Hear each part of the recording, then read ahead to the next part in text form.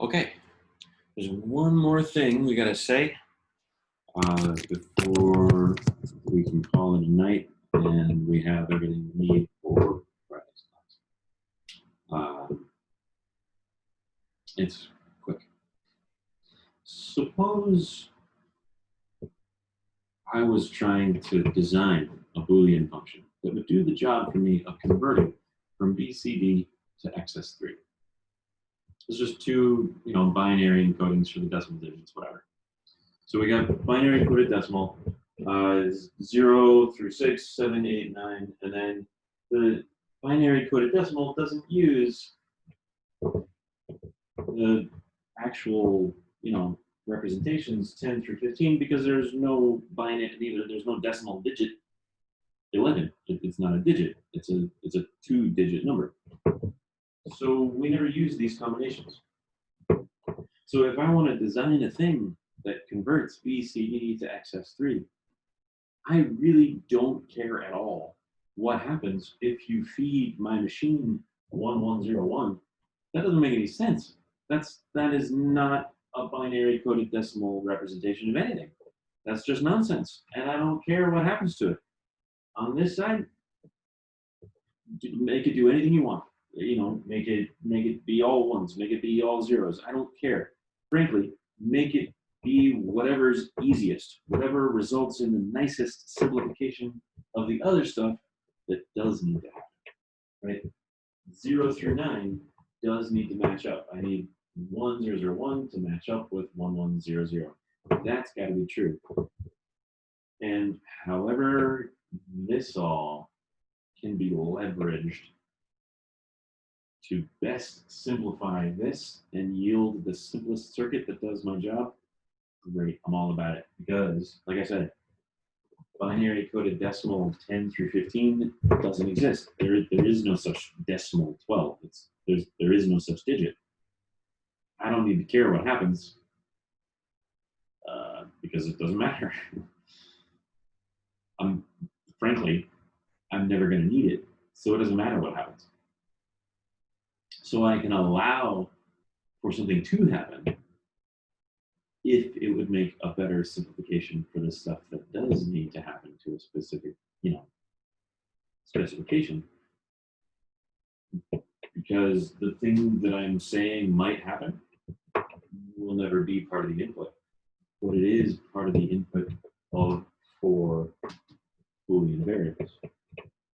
Like if we use Boolean variables to represent the digits of the bits of a binary coded decimal, we've got 15 possible inputs, or 16 possible inputs. It's just we don't care about 6 of them. And that's exactly the name we give it. What we're talking about is don't care conditions. I don't care whether the output is 0 or 1. I don't care. I don't care whether that min-term is or isn't present.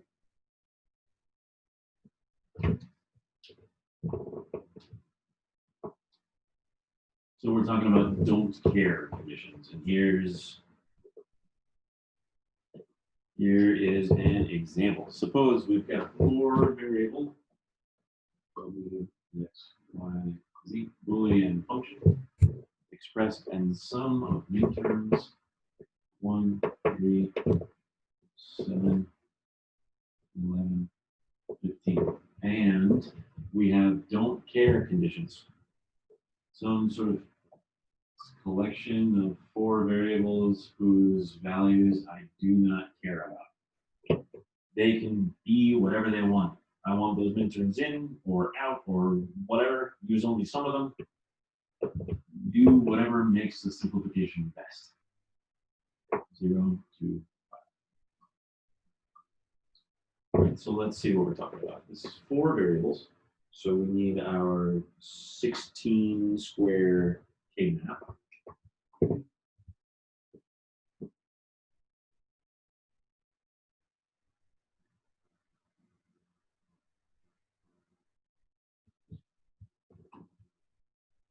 All right.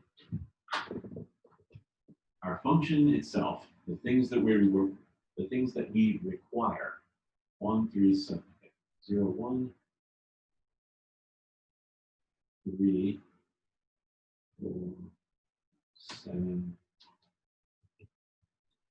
12, 13, 15, 14, 8, 9, 11, 10.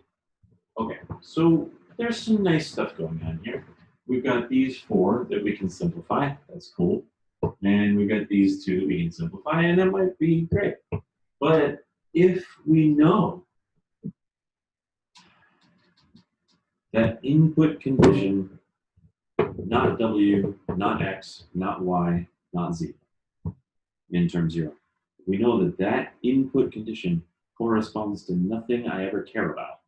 I literally never want the input to be that particular combination. It'll never happen. So it doesn't matter what I allow. I really don't care what expression is involved because I don't care about that output. I don't want to write a 1 in midterm 0 because I don't actually want it to be present. I want it if we need it. So the convention is to write an X. And to write an X, it's 4, 5. And to write an X.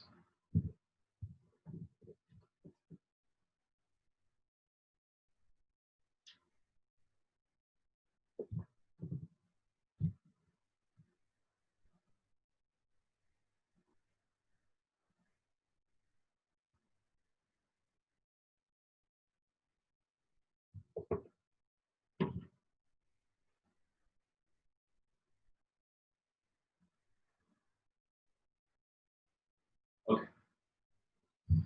So I still think this column of 4 is a good choice because it's the best way to get these 2 cells involved.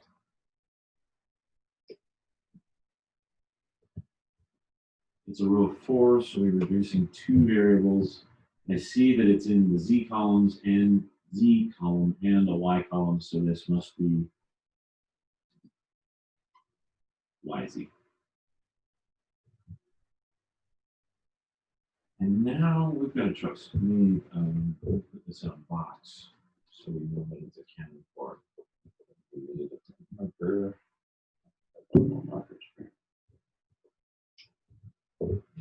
Let's see if the orange is visible.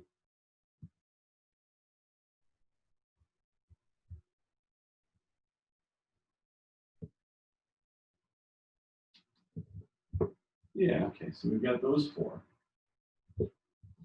And now we could simplify these 4 in this row. We could include these X's or we could not, it doesn't matter. And if we include this row, this X, just ignore it, I don't care. I don't actually need it to be there, but I'm willing to allow it to be there because I don't care about it. We could do that.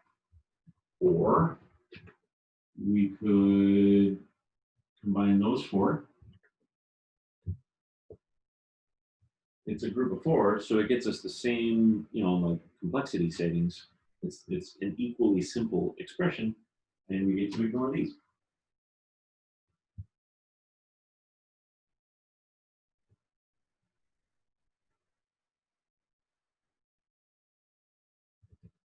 So we've got Y, Z, or, if we use this row, this is all not W, not X.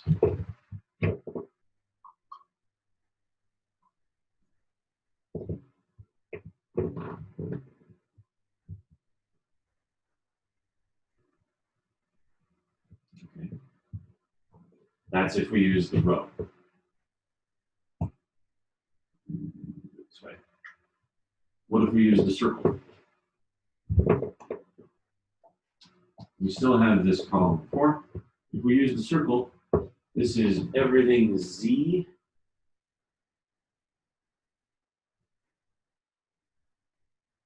and everything that isn't W. Not W in the Z column.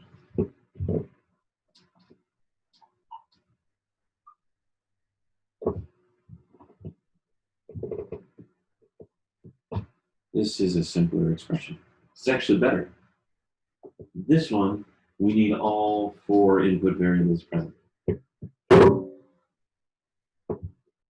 This one, to do the job, we can actually get by W, Y, Z. We can get by with only 3 input variables. This is way better.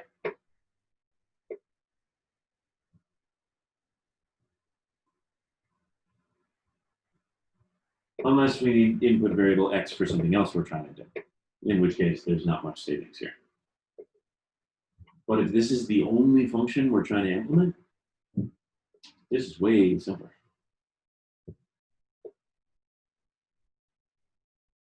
Because we don't need input variable X at all. Doesn't matter what it is.